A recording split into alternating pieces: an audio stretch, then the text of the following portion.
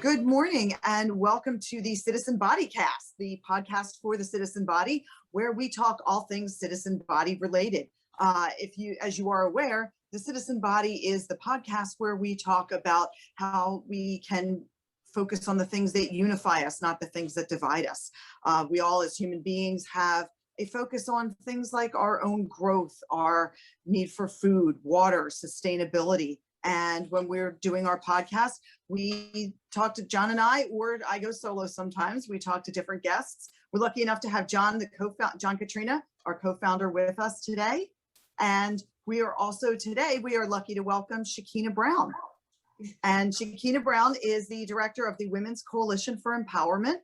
And we're happy to have you today. How you doing? Hi, how are you? Thank you so much for having me. I'm excited to be here. Yeah, we're excited to have you. So tell us a little bit about the Women's Coalition for Empowerment. Yes, it's an art-centric nonprofit organization based in Greater Philadelphia, and we work towards initiatives that support performing artists, people who are low to moderate income, in need of resources, information, and specifically to amplify underserved and underrepresented artists, providing them with platforms to perform and compensate them for their time. Okay. And when you say artists, Yes. give me an example of some artists. A vocal artist? Yep, vocal, any type. Because when you say so artists, to me, artist, that's a pretty big umbrella. Yeah, you're right. So let's get into the disciplines. So when I mean music, and under the umbrella of music would be like vocal performance, but I also support underserved instrumentalists that are in the Greater Philadelphia region who may not have had a lot of larger opportunities, but we provide them with opportunities at venues they could not or have not been able to get in. And we help them to, enhance their individual portfolios to increase their workforce development access to larger, bigger things. Yeah, that's great. Do you have any like visual artists or like painters, that kind of art as well? We haven't made a primary focus on visual artists. However, the Art Economic Empowerment series that has been free for the last several years, we show artists how to form their own businesses in the state of Pennsylvania, how to secure resources, grants, funding, how to budget effectively to put together their own shows, and what they should be looking at in terms of just financial allocation, fiduciary responsibility, insurance. We have those conversations to kind of broaden the understanding and demystifying difficulty in supporting oneself using their passion as a profitable enterprise. Yeah, wow, that's a lot. Yeah, so does the artist pay you, or is this all supported through the nonprofit? This is all supported through the nonprofit. So any workshops that we do, they're all free, open to the general public. We do ask that for all artists, like, hey, if you're an artist, share it. Matter of fact, we have, an upcoming, if you go on the website, you'll see when the next event is for the installment of this Art Economic Empowerment series. Yeah, so give us the website too. So, sure. Yeah, because we're in Philadelphia here, but does this apply to anyone from across the country? Anywhere. We've had people in Bangladesh. We've had people coming from, Africa, the Caribbean, tuning in, because once we decided prior to the pandemic to become virtual, it's opened up a wider access of people from all over. So although the specific corporate entity forming in Pennsylvania is specific to Pennsylvania audiences, there are similar corporation bureau practices that are transferable to any place. So that's kind of, and the website is the thewce.org. So if you go to thewce.org, you can go to the events section and see where our next webinars are. They're currently all virtual at this time. We've had vocal workshops for vocal artists in need of just techniques that work on the preservation and sustainability of their voices, because vocal preservation is how you last in the game, how you maintain to get consistent work by. You're talking to a whiskey tenor here. Try to gravel it up with some bourbon and cigars. That's not good, I guess, right? No. I mean, Billie Holiday definitely drank a little bit of, dark liquors and had a little something that worked for her voice. Yeah, That's well, true. we should say that Shekhinah is also a featured artist. I think 2 weeks past, one of our featured artists. So if you want to hear Shekhinah's incredible talents, go to the citizenbody.com featured artist and scroll down a couple, and you will see Shekhinah there doing her thing with links to all of her musical stuff. So she's not just, coming at this academically, she also walks the walk. So yeah, I think this is exciting because with Citizen Body, Sue, what we're trying to do is get art and people to art small so that we start directing some funds, our own funds, to support small art, which is another way of empowering people at the community level, instead of,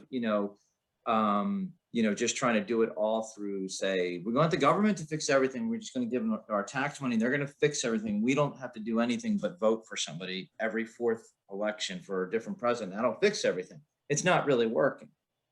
This is the kind of work we think, and why we wanted Shekhinah on, is this is the kind of work we think actually makes the difference.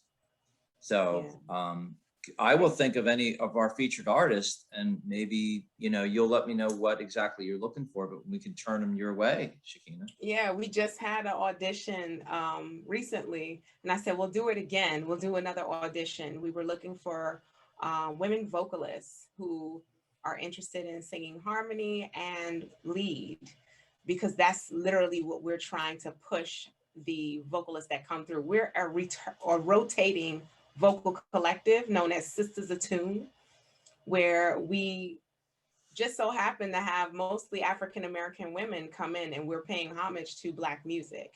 And we have singers from every particular genre coming together, singing together. And it's just like, how is that going to work? Because I hate to say this, but I'm going to say it anyway.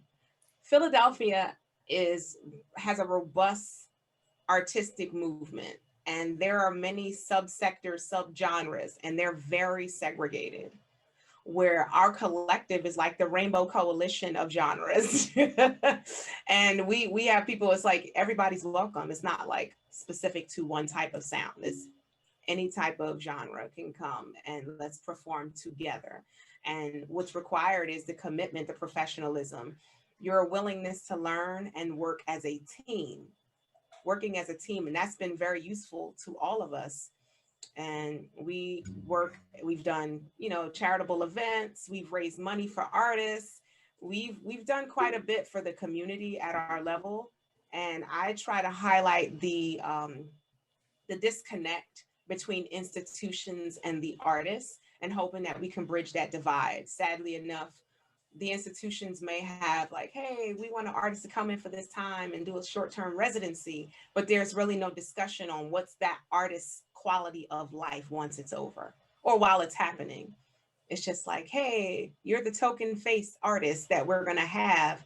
And after it's over, no one cares about, well, let me not say no one. It appears that there isn't enough concern about their livelihood, their individual real life. So that's what we get in, and we really talk about it and break it down. And what I found, I've learned so much just talking to most of the artists that I've worked with and I've come in encounter with through some of the projects that we've done. It's hard out here for artists. So we wanted to dispel that struggling artist narrative.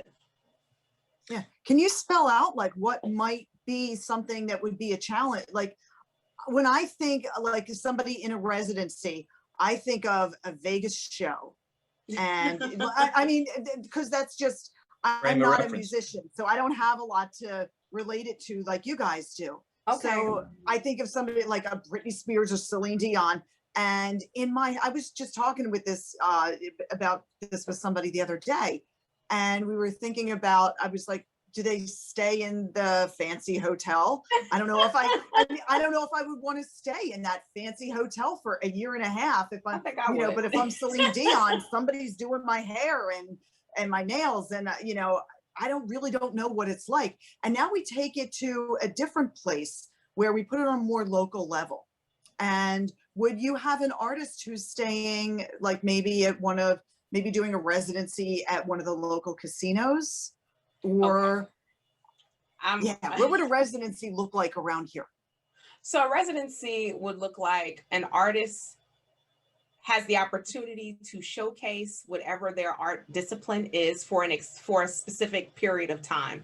They may be they may have access to the resources provided by the institution for that time. They may even receive stipends or some sort of a grant funding for that time.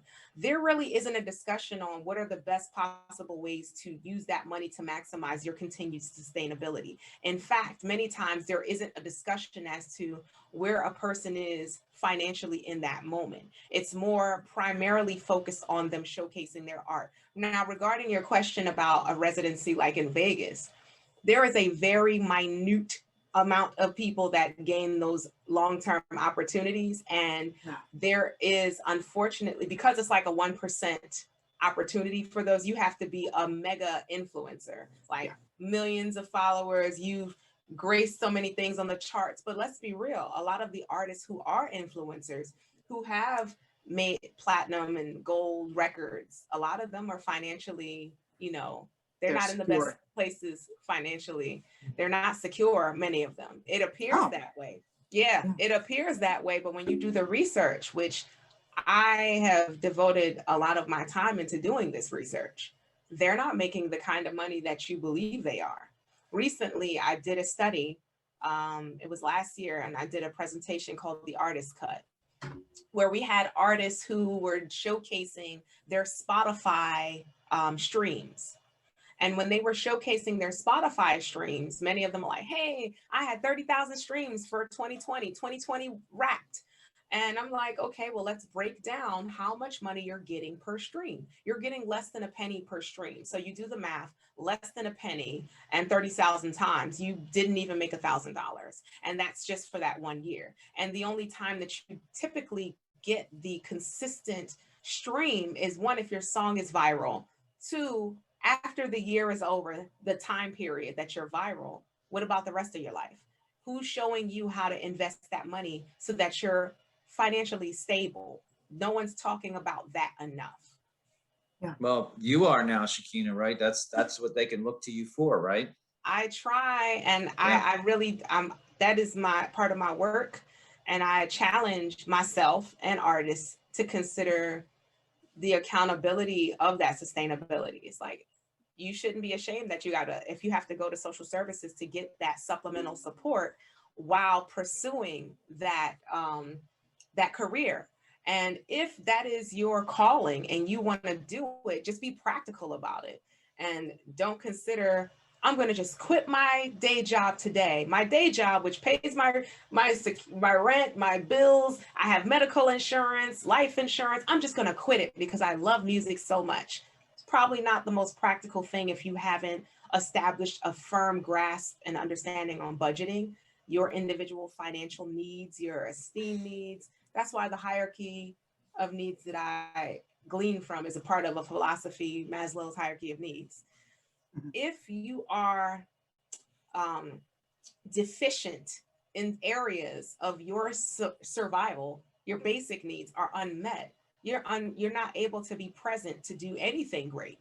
You'll be substandard in the pursuit of that until you have maximized the foundation of that stability. Yeah. There's a Joseph Campbell quote. I don't know if you guys know Joseph Campbell, but he wrote The Power of Myth and Hero with 1,000 Faces. And we like a lot of his work. It's inspired a lot of citizen body ideas. And he said that the influence of a vital person vitalizes. And that kind of cuts to the core of, like, rather than having one mega success and everyone else kind of, working their life away with their talents going untapped, we're looking at a vision of having many, many smaller talents at the community level making a living. And it feels like that's what you're kind of facilitating here, Shekhinah. So I guess what I want to know is, if anyone's listening who's an artist, are you now Sisters Attune is specifically female, correct? Like, yes, you're not, yes, right. But your overall program does that also open up to male artists, or is it just female? I have worked with male artists in terms of musicians, instrumentalists speaking specifically. So I'm not just like, oh, we only deal with women at all. No, the information that's presented is helpful to any artist, really any person in the pursuit of their passion from any artistic discipline.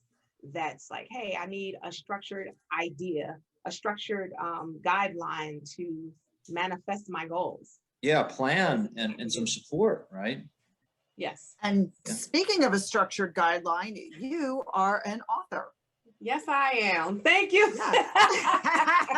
What a segue. We were able to do it. Yay! I was wondering how you're going to do that.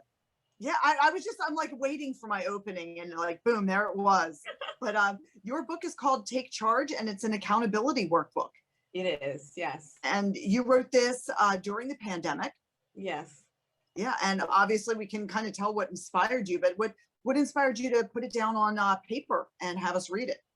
You know, initially I wanted to write an art specific book. I was thinking of putting art economic empowerment into a workbook.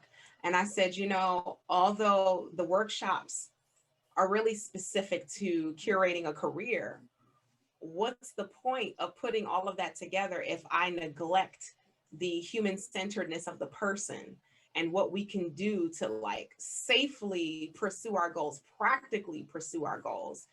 And I said, you know, what's the one thing that sometimes artists don't get right, or people in general? Time management. So I said, you know what? I've gotten a lot of flack for the structure of the Art Economic Empowerment series because I don't start with how to start a business. I usually start with budgeting and technology, which requires you to spend time understanding your budget and learning the evolution of technology, basic things, applications. So I said, you know, if I just take some time out of my day to learn this, then I could actually manifest some other things that will be closer to my goals. So setting goals. And those are things that once I decided, you know, it's not going to be art economic empowerment. It has to be taking charge of oneself, taking charge of, you know, your life, how you're pursuing relationships, how you are, you know, creating a blueprint, you know, because you are your own. I talk about being the architect of your life. Mm-hmm. Yeah. And they're like, oh, I'm not an architect. I didn't go to school for the hell. You are an architect because you have the control to set the stage, to decide how much or how little is going to happen. And I want people to understand they have that power. We may not think it because we're at, you know, whatever level we believe we are, but yeah, we do have control of us if you want that control. Yeah. And we're an organization that tries to get people to realize that they have more control and power than they do. Our four ways that we do that is by shopping small, keeps their power more local, and creates more millionaires instead of 1 trillionaire. Voting small, which, you know, we just learned in the last election, you know, typically 88% of people don't even turn out for the primary in the municipal cycle, judge cycle. I think we did a little better this time. So shop small, vote small. Then the news small, which we provide news resources to give you good information diet, which helps because you stay neutral. You're not always upset and you're getting quality information. And then art small. And that's where we think that, you know, us trying to grow more stronger, more empowered individuals ties right into what you're doing. Is you're trying to do it specifically in the artist arena. We're trying to do it overall to the community at large. But we do feature, and again, that's how we met that artist every week. So hopefully one of our featured artists, you know, might end up knocking on your door. I hope so. I hope so. www.thewce.org.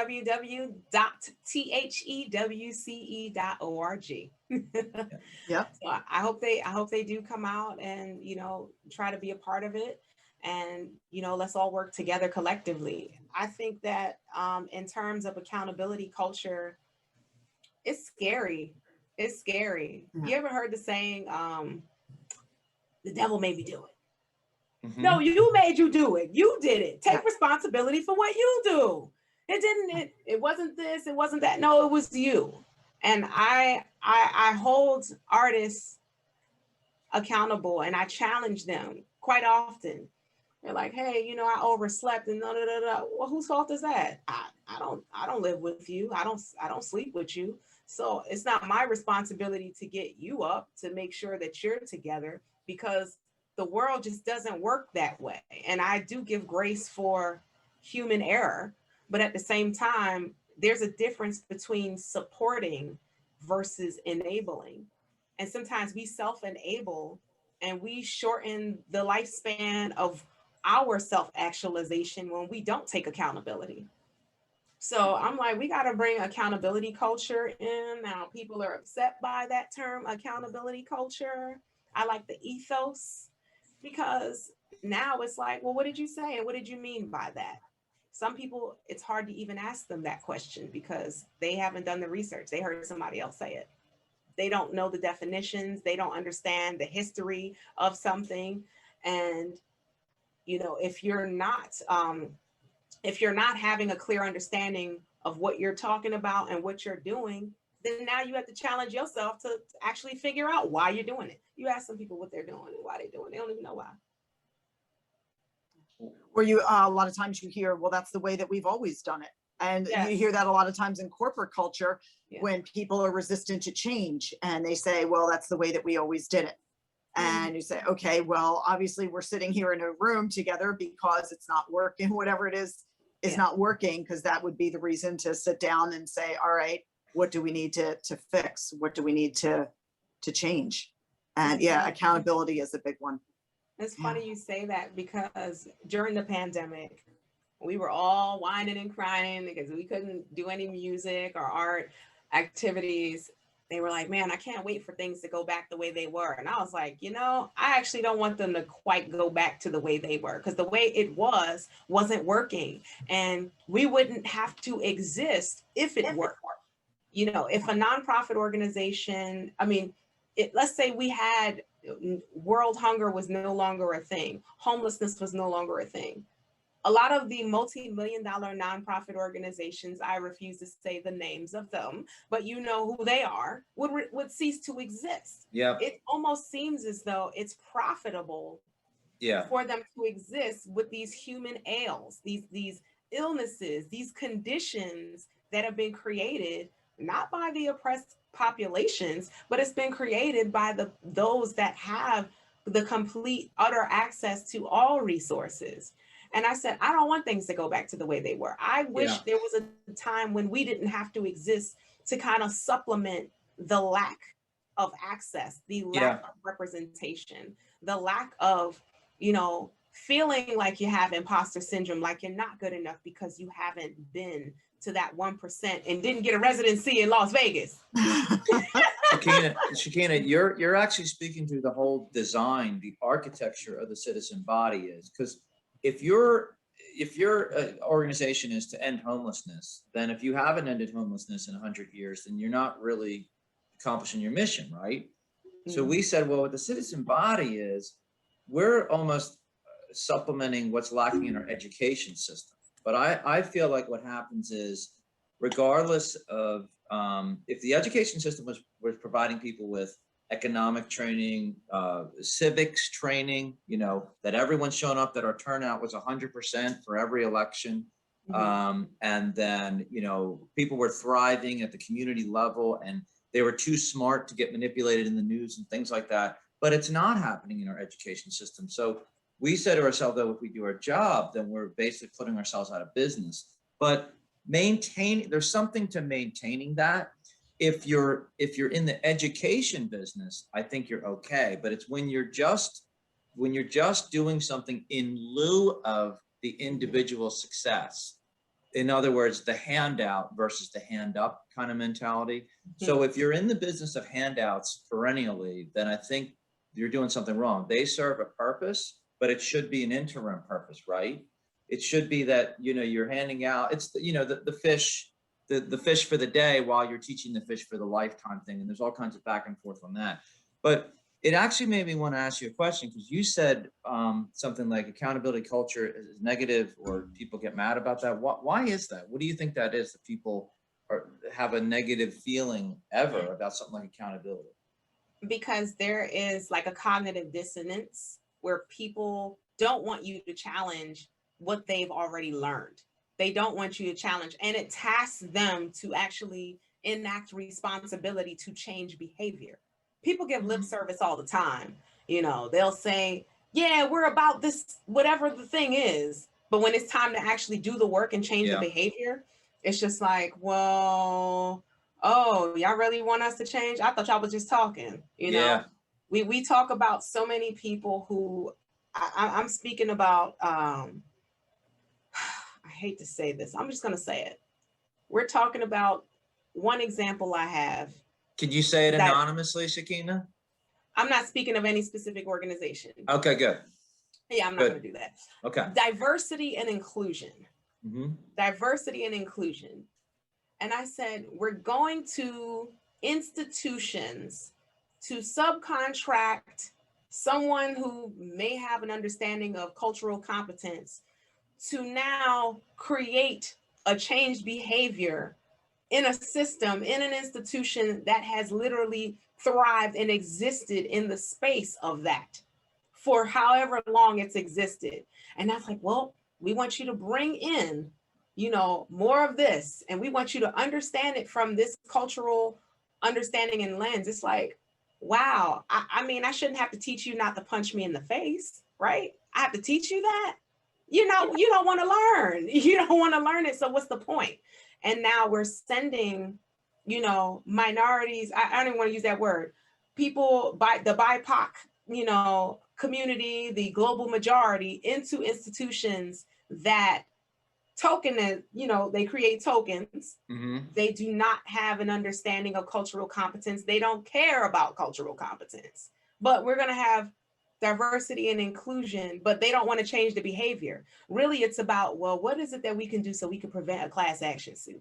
How is it that we could prevent a lawsuit so that we're not in trouble? Because now this can create bad business. Not that it's, I'm a human being and I want to treat other human beings with decency and dignity, but more so is, what lines do we not tread so we're not in trouble? Well, then you're not interested in this. And it's legal protection and window dressing, right? More than and I'm not here for lip service. Shekhinah, that's People exactly why behaviors. exactly why we started the citizen body, and why it comes down to acting small, those 4 acts, because it's about the stuff you do. We think a lot, but it's the stuff you actually do. So that means we look at voter turnout.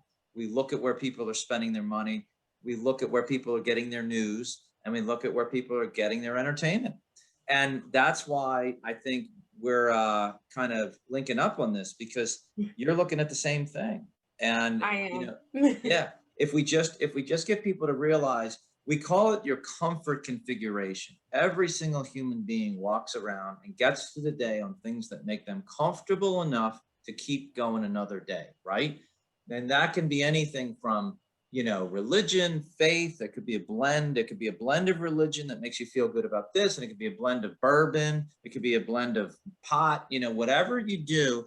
And I'm not just talking about substances that get you through the day, but I'm talking about beliefs that get you through the day. You talk about toxic optimism, I think, in your book, right? Is that the phrase you use? And so you're killing me. That's the one I wanted to ask her about. Okay, what's the question? No one there. But no, I'm just saying that is something some people in their comfort configuration, that just gives them comfort to believe and feel like they're getting through the day. But you and Citizen Body, what we try to do is we actually get to what actually works. We call it philosophic technology, because it has to have a practical application in the world. So yeah, tell us about that toxic optimism thoughts that you had in the book then. So when I speak of, it's almost like diluted positivity, toxic positivity. People have a tendency to think that they say the positive thing with no action behind it, that will therefore change something. And I'm just like, okay, if I'm a person who is interested in getting stronger, I could say, oh, I'm going to be stronger every day. I'm going to be stronger every day. But if I'm not changing my diet, and I mean physical strength, you know, I think I'm a little strong here. Okay. But physical strength, I would probably, I'm impressed. Okay. I would probably need to change my diet, get better sleep, minimize stress, probably work out, do some kind of weight training, and then track that success, track my development, track my growth over time. That requires me to change my behavior. So if I'm the person who's, I don't really want to work, I'm not ready to do that change. And I think people like saying these cliche terminologies because they are not ready to be challenged to change their behavior.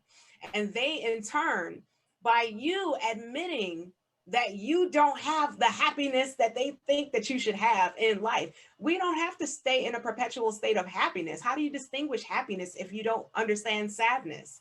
So we stay in this state of like delusion. Yep. To tell somebody, you know what, how you doing today? I'm feeling sad. Oh, well, it's all positivity over here. I'm not ready to hear that. Well, they're invalidating your experience, which that person is really not interested in your well-being. So why even ask? Or they're not interested. They don't have the wherewithal to fathom what to say. And instead of saying, you know, I really don't even know how to respond to that. It's more, nope, I'm not dealing with that. I'm just all positive. I can't live in that narrative. It invalidates the humanity of the person stating it. It invalidates even a portion of your humanity to say that to yourself.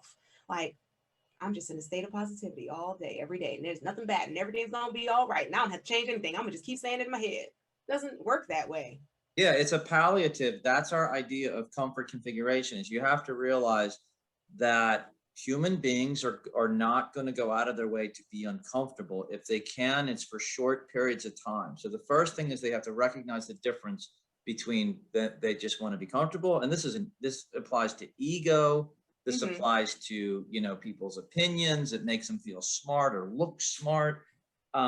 There's just a scientific way of approaching the world, and it's a little nerdy, but I think as a culture, look what bubbles up in leadership. Well, you know, nerds are going to take over. I'm sorry, because it's going to be smart wisdom that solves these problems. It's like, if you look at the leaders that bubble up, the narcissistic type leadership that we're getting, we have a responsibility in that. And that's where that 12% voter turnout matters. And that's where the news you get matters. And that's where who you give your money and empower, because you're not just, when you create giant monopolies, you're not just creating a big business, you're creating a giant political influence, because they're the ones that end up funding and lobbying Congress, you know, and your representatives, you know, basically are getting reelected with their funds that you created because you need to buy everything and get it delivered the same day. Well, can I say something to that? I do appreciate that. I do appreciate the whole, you know, shop small, vote small, you know, do everything, because I believe in the power of the microsystem, the collective energy in the microsystem. There's been this idea, this crazy little idea that I have that, wow, will we need legislation? Will we need governmental, you know, influence? And I'm not saying I'm anti-government or I'm anti-anything. I'm just saying, hypothetically, would it be a need if every person just treated every other individual with dignity and respect, not on the basis of orientation, race, ethnicity, nationality, you know, any of those things? If that was not a factor, education, level, socioeconomic, what if we just treated everybody with just some decency, right? Because it doesn't matter. Like, when people ask these questions, and to get that, you have to have 100% of the people buy in. And when do we ever have 100% of anybody buy into anything? It's so hard. I'll start with 10. I'll start with 10 people. Well, Shekhinah, this is exactly like, just like, you know, the group, the nucleus you surround yourselves with. And I also think you put that well in one of the chapters in your book, where you talked about, you know, weeding out the toxic relationships. You didn't call them toxic in that chapter. I can't remember the word that you used, but when you said the people that really just aren't producing in your life or not, you know, I remember when I read that, when I was reading that chapter, somebody quoted something for me once. It was, you have friends for a reason, a season, or a lifetime. That's where people come into your life. And sometimes we've all made this mistake of finding people that you thought were your lifetime friends were really just a season. And then, you know, sometimes you find some people where you say, were they really just there to teach me a lesson? Who played that cruel trick on me? You know? You know what? I'm so glad you segued into there. And that was one of my favorite sections to write. And I speak about the transactional versus the transformational relationships. Yes. And how to identify those relationships. And yes, it is kind of, inspired by the friend or person for a reason or person for a lesson. A lot of times we don't ask questions. We don't watch behavior. We don't pay attention. We have this idea of the potential of something versus what's being shown right in front of our faces. And we start to dress this fantasy into something that's not real. And you're like, wow, just because they said hi to me today, that means, yes, this person is going to be my bestest friend in the whole wide world. And they're going to do everything that a companion and a long-term life partner should do. And it's just like, no, that they were kind, they were respectful, but they've demonstrated what it is. And if you're in any sort of relationship, professional or personal, if you cannot identify and ask questions, because asking questions now holds the person accountable to what they say. Now, if they're just duplicitous and deceptive, you'll see that based off of the disconnection of their actions. But it tasks you to say, yeah, well, what are we? Susanne, are we going to be best friends forever after this? Yeah. Maybe. I mean, we don't know. What does that mean to you? The potential is always there. And I just want to remind our viewers and listeners that you are listening or watching the Citizen Body, or Body Cast, as we call it. And we are with Shekhinah Brown. And we're talking about our book, Taking Charge, an Accountability Workbook. And I love that we're talking about this just with friendships.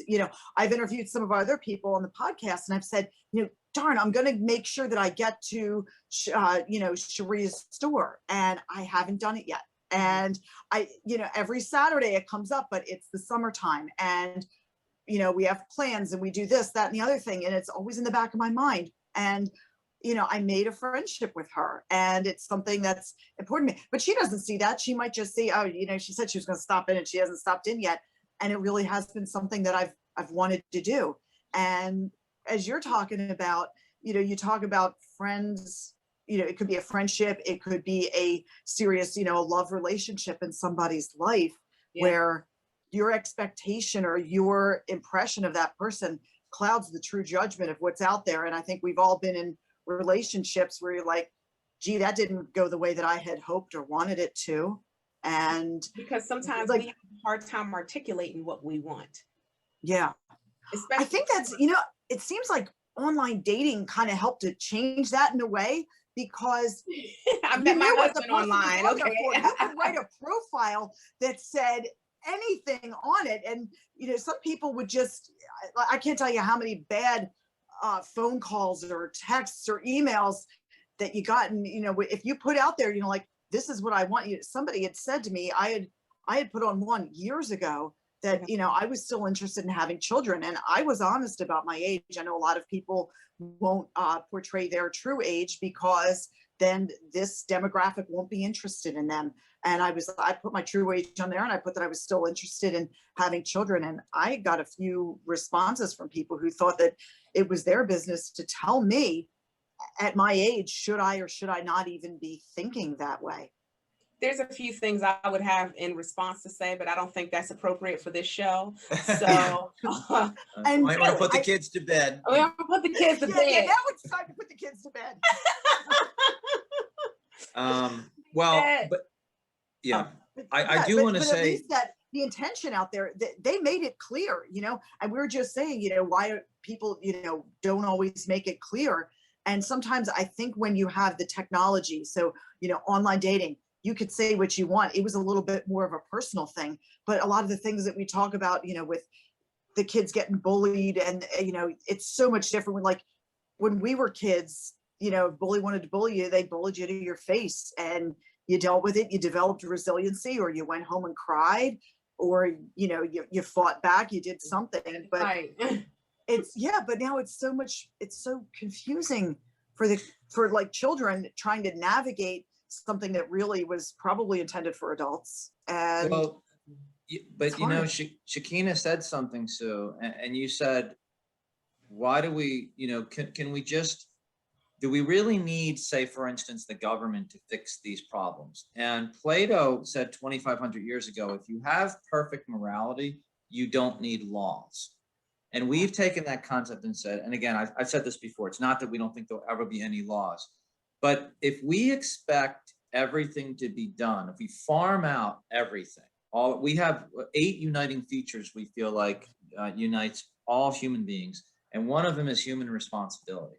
If we start figuring out what we're each individually accountable for, to your accountability culture theme in your book, then that's what the citizen body is. And when we have these conversations, we call them TCB conversations, coming up on the 6th of June, where we just have these kind of conversations, not you're a bad person, these people are the good people, if you believe this, you're good, if you believe this, you're bad. But it's just people wanting to connect. Sharia, that Sue mentioned, and I'll commit to that with you, Sue, this summer we will get to her store, and I'll do it with We are you. going. Where is the store? What is the store? I need to know. It's called I Saw Visions, and we had her on as a podcast guest probably early on, our 3rd or 4th episode. And she has all artists, small artists, then she sells their work. She's an artist herself in her store. It's particularly caters to people of color, but everyone's invited, so it's all inclusive.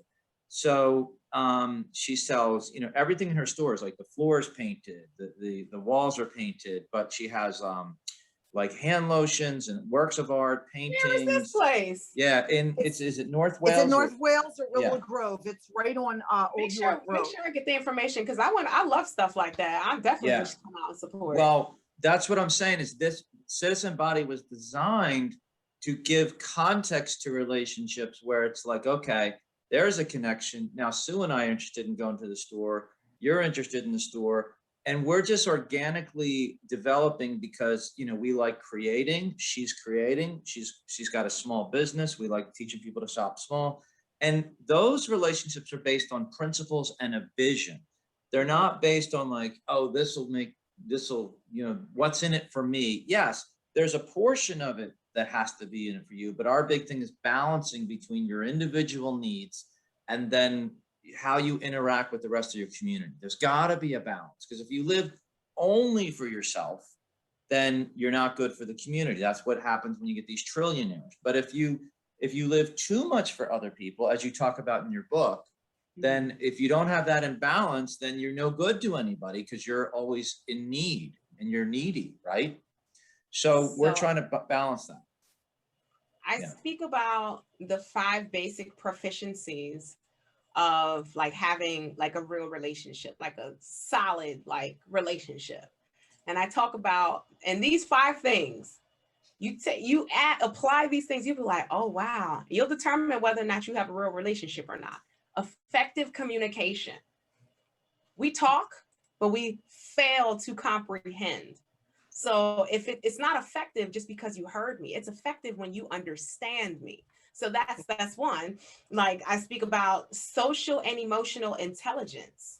So now that you've comprehended what I meant, will you actually work towards like respecting boundaries, understanding me from a cultural perspective and what those needs are? And it's a two-way street, you know, having good, positive interactions, listening skills, and like the overall arching thing is observing behavior, like really observing behavior and understanding what those behaviors translate to the character of that relationship.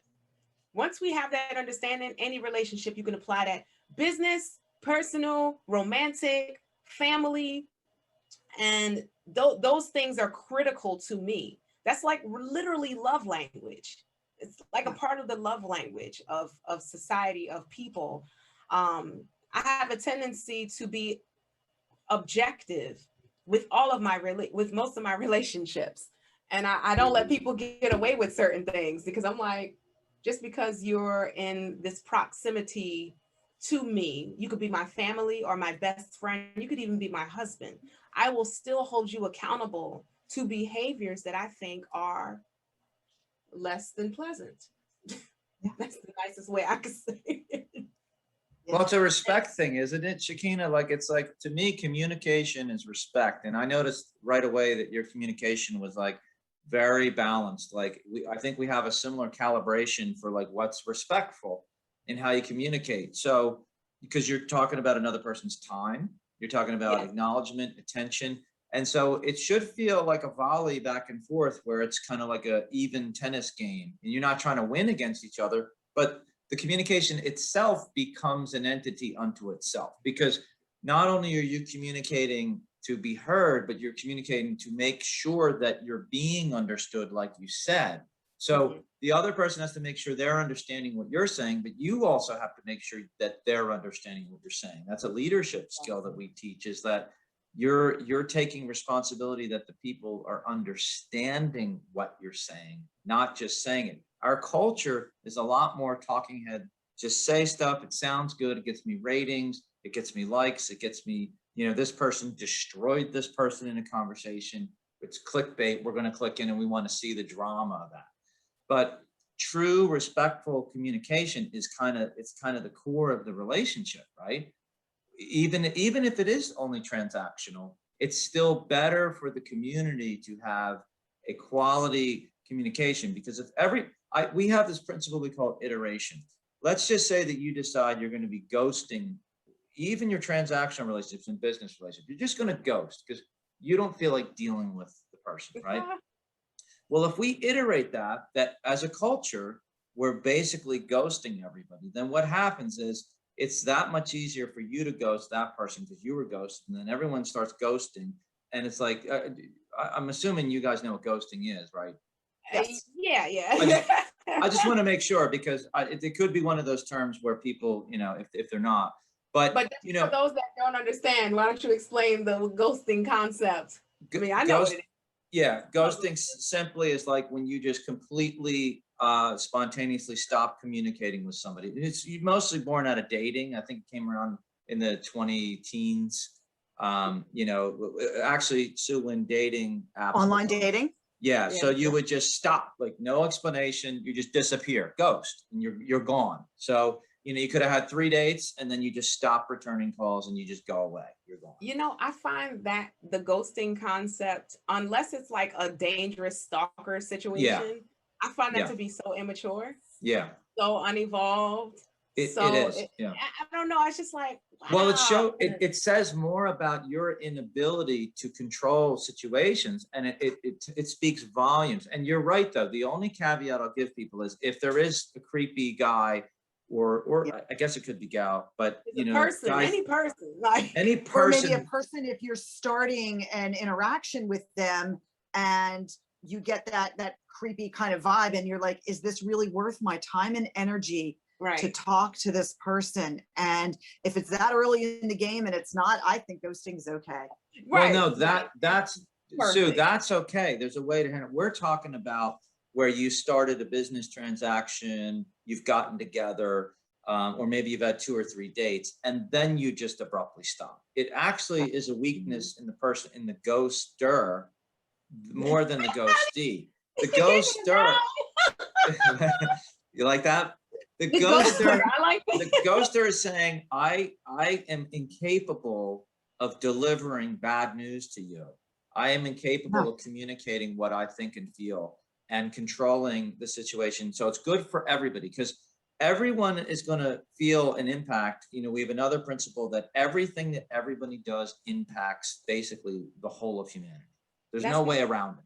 Some people lack the social and emotional vocabulary to articulate that, hey, I want this to end. Perhaps, and sometimes maybe they feel unsafe too, because maybe they're like, I can't deal with the potential emotional backlash of disappointing this person. Therefore, I'm not going to deal with it at all, which I'm like, okay, that's kind of, but it's a never weakness. been ghosted, but I know people that have been ghosted, and I'm just like, you know, that's just kind of wrong. You've never been ghosted?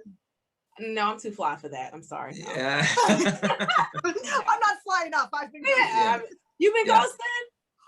More kind of like on a initiating a dating thing, and if it didn't, it wasn't going to go anywhere. And I just try to look at it as, okay, it's that person just not having the, want the desire to talk with me about it or anything. And I just say, all right, it's time to move on. You are super easy to talk to. I can't Thank imagine you. anybody. They must have been a creep. So there's that. So, you But that's the thing is, with online dating, you never really get the chance until you open up.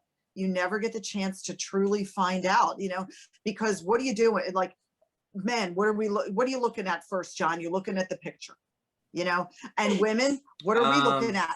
We're looking at, what does he do? And I'm not trying not to. For me. I don't look at that. And I'm not saying that that's my opinion, but Right, I've read that when they're talking about making a successful profile, the companies, they'll say it outright. They'll say, all right, guys tend to look right for the picture. So if you want to get noticed, you got to have a good. Yeah. They tell you that. And then again, I haven't online dated in many, many years. So Sean, you're safe. But it's just one of those things that stuck with me, because I would just put out there, honestly, this is who I am and this is what I want. And if you want to, if you're interested, this is what, what you see is what you get. I'm not putting on like the glamour photo. I'm not moving my iPad to take the picture so that it has like the best angle, this is who I am. And, maybe you don't get a lot of interest, but maybe the interest that you do get is the right kind. Can I tell you, I met my husband on POF. What's it? Plenty of fish. Plenty of fish. I met my husband. This was many years ago, back when it was cool, back when it was cute and free and didn't have all these issues that I've been hearing about lately. So I'm glad I tapped in and made the investment at the right time, just to invest my time, because it was free back then. So when we started dating, I was very clear he wanted, initially when we started, we were just dating. He was very clear he didn't want a relationship. I was like, oh, okay, well then fine. I'll date other people. But when it got to the point where we still were seeing each other dating, one day he introduced me to somebody as his girlfriend, didn't tell me. And I said, okay, well, now that you've made this public declaration, I'd like to sit down with my pen and paper. Let's have a meeting and discuss what a relationship means to you. What's monogamy? What's your idea of a relationship? And how is this going to? So then I'm unpacking the understanding, and we're setting a standard, establishing an understanding. Obviously, we're married now, and it'll be 5 years, September. Wow. Congratulations. Congratulations. Thank you. We're very happy. And just having that, I feel proud of myself even saying it, but at the time I was so scared, because for so long I was afraid to really articulate what I wanted, because I felt like if I did, either the guy's going to think I'm crazy. And I'm just like, I'm crazy for clearly identifying what I want. I'm crazy because I'm clearly establishing boundaries. Some people don't want that. They want you to leave it open-ended, because now it's up to them to interpret. And now, well, you never said that I couldn't have, 3 different girlfriends and a boyfriend and, somebody over here, somebody over there, or, I only see you once a month or once a year. You just said you just were looking for a nice person, versus, well, what does nice mean to you? Yeah. So, and that's a great way of taking accountability, yes. Putting accountability on him to, okay, you're going to say girlfriend, you're going to back up exactly what you mean and understand that. And then kudos to you for having the courage to put out there, okay, this is what I want. And, let's have that conversation. And our micro lesson this week is on the power of expectations. Yes. And basically, all coming together. What's that? It's all coming together. Yes, Well, what I'm saying is it can be the difference between utter despair and euphoria. We use a lottery ticket example. The guy thinks it's worth 500 million and he only gets 500. But if your expectation was that it was worth 0 and you got 500, you'd be ecstatic. And that's the same ticket, same amount of money, completely different emotional state based on one thing, and that's expectation. So what you're talking about, Shekhinah, is managing the expectations. And you have to manage yours and then, of course, the other person's. And that's exactly what makes a relationship strong. is that you're really accurately gauged what the expectations are in both of your minds. You know, if the more they're off, the worse the relationship, you know. And that transcends beyond just my personal relationships, even professionally. Absolutely. People like, Shekhinah, I heard about you. So it's, you know, some people are like, Shekhinah, I'm scared to work with you. I said, why? They said, because, you know, you have a lot of rules. I said, no, I'm a very structured, specific person. And if my specificity on my boundaries and what the expectations are a concern for you, then let's have a conversation. I can meet you halfway, but I'm going to stick to what I know works with me. I know me longer than I know you. So I know it works for me. I know it's going to work for me. And it's, you know, it's a boundary thing too. It's like, yeah, you know, some people think the proximity to you that entitles them to cross those lines. And you have to be very clear with what those lines are. And for so long, I didn't know for myself. I thought I wasn't allowed to have those lines. I thought that me setting lines was me being mean. And that's a lot of time, especially as a woman, as a Black woman, I often, before I even open my mouth, I get perceived as like aggressive. I get perceived as, you know, inaccessible or like unreachable, untappable. And I'm just like, no, it's not that at all. I'm just very clear with who I am and what I would like my life to look like and how the relationships, the healthy relationships that I hope to establish can be. And I respect other people's boundaries too. It's not just about me, but it's about, you know, a mutual respect.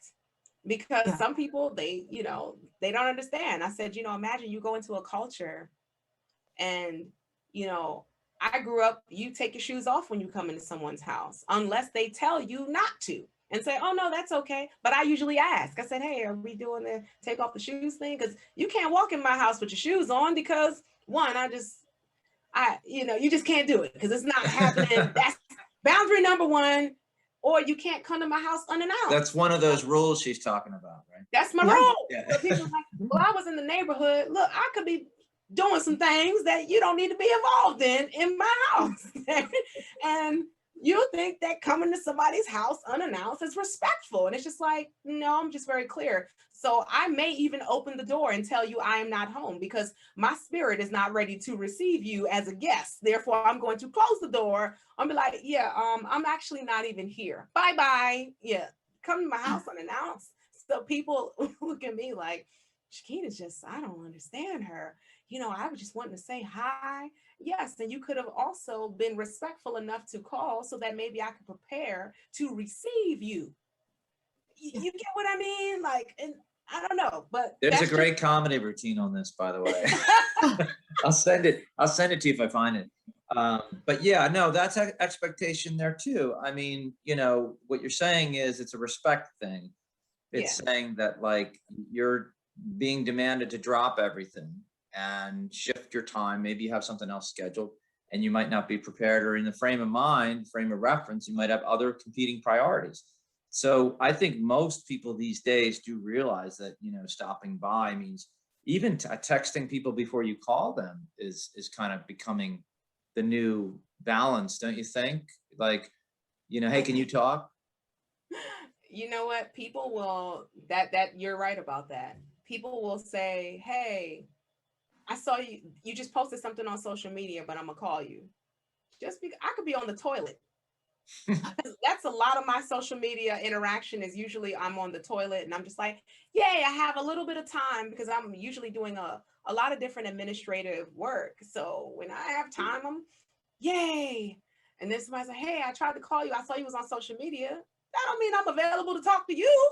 I'm just like, yeah. So like, you know, I'll get, you know, we will. But by the same token, it sort of goes along with the ghosting thing is when you're emailing or texting someone for a couple days and then they're all over social media, like doing all this kind of stuff and not getting back to you, then it's kind of like, okay, well, I get that, but that is different. Yeah. That's different, right? That's different. Yeah. Yeah. And that's the respect thing. Again, it's the respect thing. You either tell a person like, look, I'm not going to be able to get back to you for a couple of days because I've got all this other stuff that I'm doing. I just tell people, like, it's better to respond to a text. No, I can't talk right now. I'm actually going to have a really busy week. How about in a couple of weeks, we'll catch up. Like, you know, social media is a cute escape. It's kind of like, Mhm. you know, I have all of these responsibilities, but when I'm on social media, I'm just like, oh, I'm in the fantasy world right now. This is like fun. Like, I'm an avid cartoon watcher, and I love cartoons. Like, I revert back to my childhood, big t-shirt, giant sweatpants, socks all the way up to What here. cartoons? Well, right now I just got into Invincible.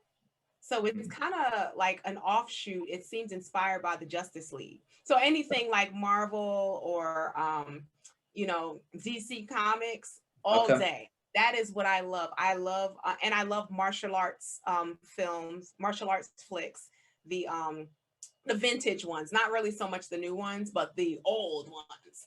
And that's what I love to do. I enjoy those things. That's like an escape for me, because in the real Shekhinah life, when I'm doing business, I can't enjoy those things. I can't enjoy it. So that's kind of like, social media is kind of like that for me. It's like, all right, I'm taking a break from everything else, and now I'm going to get on social media and, you know, talk about things I probably wouldn't talk about in my professional life per se, but this is where we are. I'm just curious. What do you think about this? And yeah, I find it two things though, Shekhinah. I find the professional stuff, like the citizen body stuff, is just part of the enterprise. The personal stuff, I don't even have time for anymore. But when I didn't have an enterprise, like if I was doing a political campaign or a business, the social media is a part of the job. It's like a lot, you know, especially for what we're doing. But the personal stuff, that is an escape to me. It's just like fun. It's like, oh, let's jump in the conversation. And that's where I think sometimes we abuse social media. You see a lot of bad back and forth. And that's what we're trying to teach people, is how to use that tool better. So it's less combative and more discovery dialogue, if we can get people moving in that direction. Yeah. And I think you bring up a good, you bring up a good point too, John, because I mean, like, they're just the three of us here. We use social media for very different reasons. You know, to you, it's a tool with business. You know, for Shekhinah, it's an escape. For me, it's how to, like, showcasing pictures of my daughter and my dog on, for people who are far away and everybody wants to see. And then I'll look and see, like, all right, how many likes am I getting? And I'm like, I'm not a media influencer. Do I even care? And I'm like, well, I want to see that, you know, so-and-so got to see, you know, I know that this person out there likes to see pictures of my daughter, and I put it out there, you know, just for that. But then it's like also being careful, and, you know, how much time I'll try to spend, you know, no more than 5 minutes each time I look in there. Cause I'm like, if I didn't see you in my first 5 minutes, I'm sorry I missed it. That, you know, because you can get into such a trap of being in there for a really long time, you know, if you're engaging in conversations. And, you know, I've been in that situation where you're there for an hour, you know, an hour's gone by, and you're like, where did that hour of my life just go? I didn't want to spend it in front of my phone, but I did. The interesting thing, I kind of set a little bit of a stop for myself mentally, where I'm like, okay, it's been 2 or 3 minutes. All right, time to wrap up. Yeah, the interesting thing I wonder about this, and this is more of a guy thing I found, but I could be wrong. That is, I remember a guy thing, to sit on the couch at the remote and just keeps flipping through the channels, we used to call it, right? Yeah, it's a Jerry Seinfeld routine. Right, but social media kind of like replaced that, where you're just scrolling and scrolling. It's like the new flipping through the channels.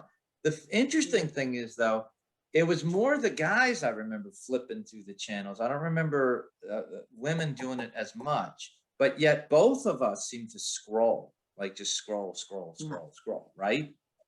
Yeah, I watch movie clips. Movie clips? Yeah.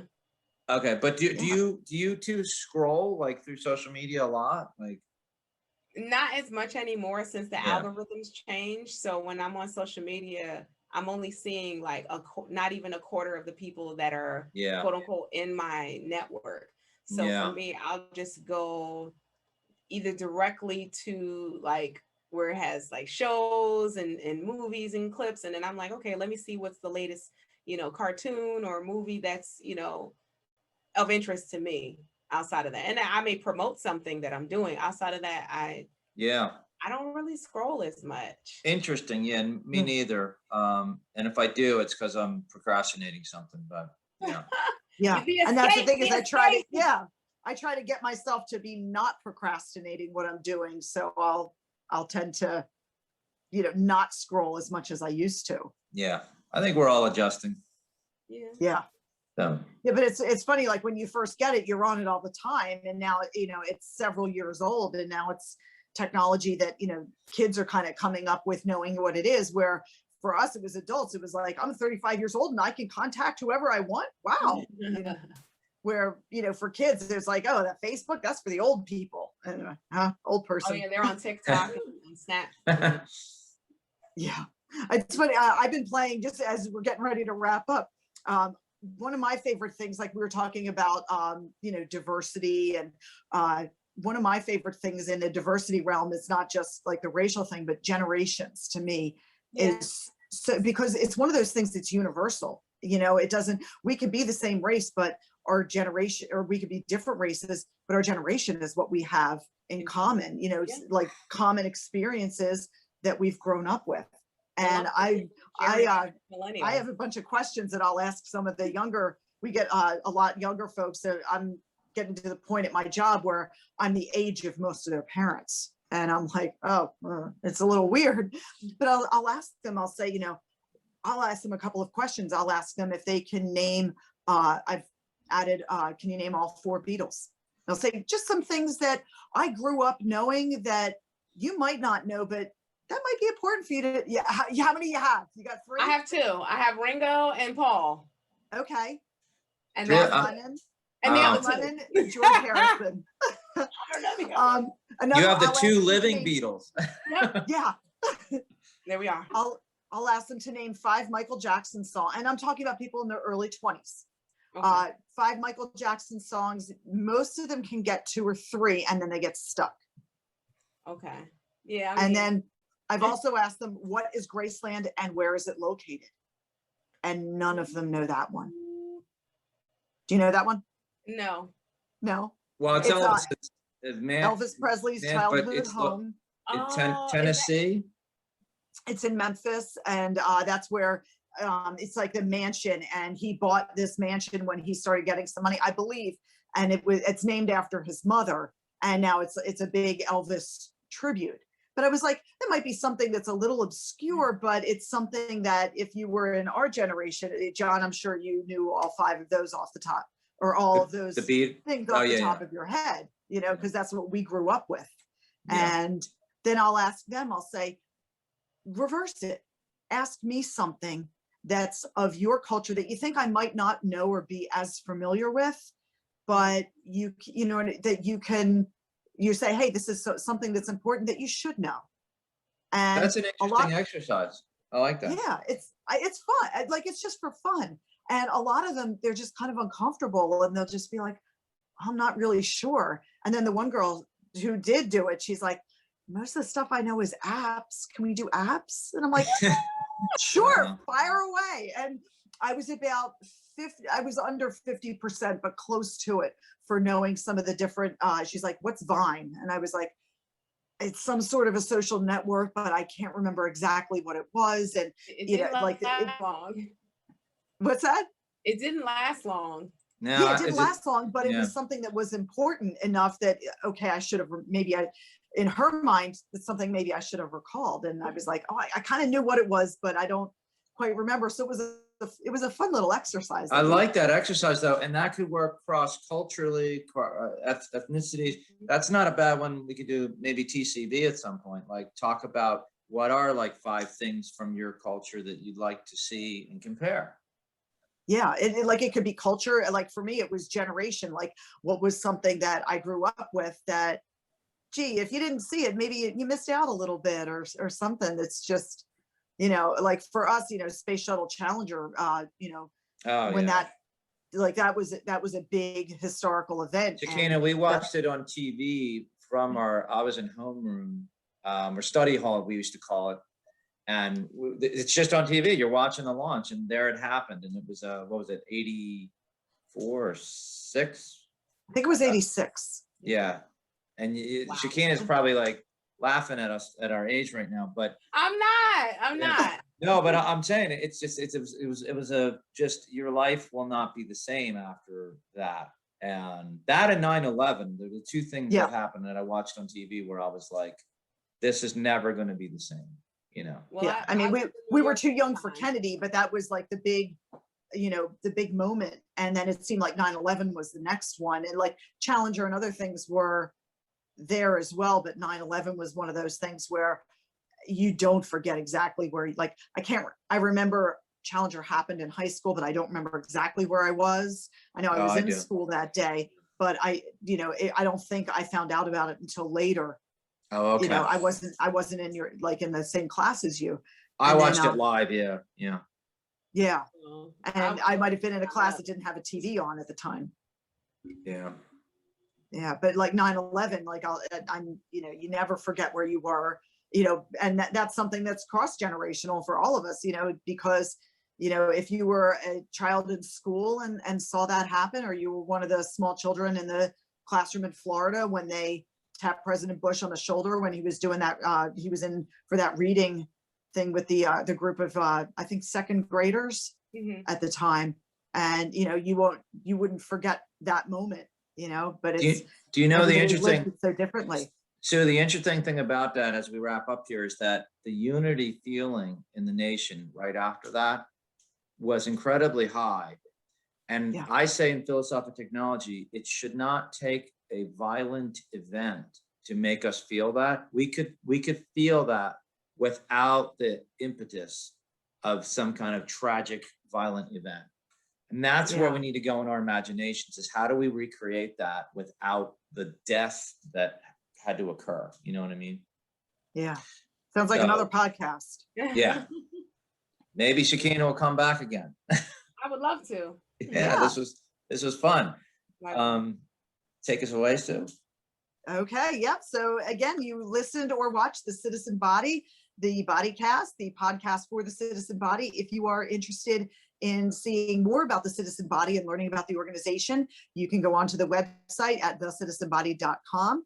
And if you enjoy the content that we're bringing you, please click the little red button that says donate. And again, it's not about it's about a collective of people. You know, everybody gives a little, and that's how we keep going. So again, Shekhinah, thank you for being with us. Thank you. Your book, Taking Charge, the Accountability Workbook, it is definitely an applicable or applicable. I'm not sure. I always never get it right. Either one.